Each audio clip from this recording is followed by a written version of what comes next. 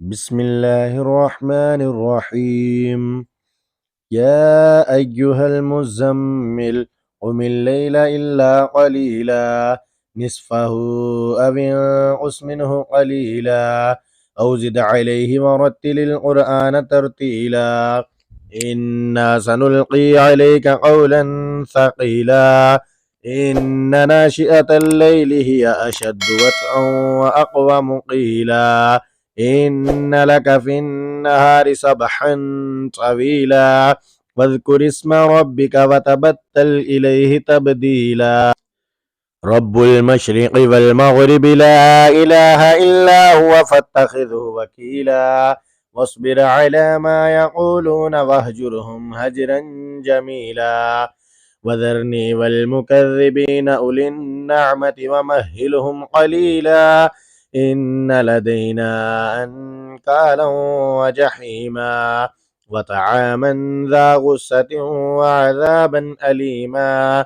يوم ترجف الأرض والجبال وكانت الجبال كثيبا مهيلا إنا أرسلنا إليكم رسولا شاهدا عليكم كما أرسلنا إلى فرعون رسولا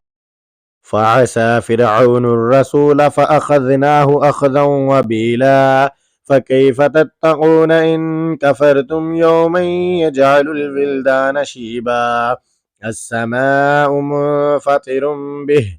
كان وعده مفعولا إن هذه تذكرة فمن شاء اتخذ إلى ربه سبيلا إن ربك يعلم أنك تقوم أدنى من ثلثي الليل ونصفه وثلثه وطائفة من الذين معك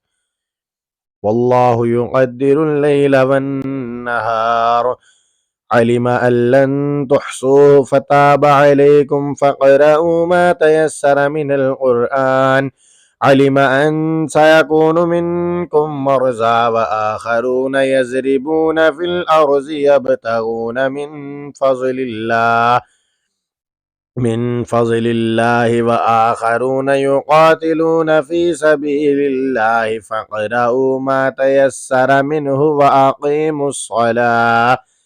منه وأقيموا الصلاة وآتوا الزكاة وأقرضوا الله قرضا حسنا وما تقدموا لأنفسكم من خير تجدوه عند الله هو خيرا وأعظم أجرا واستغفروا الله إن الله غفور رحيم.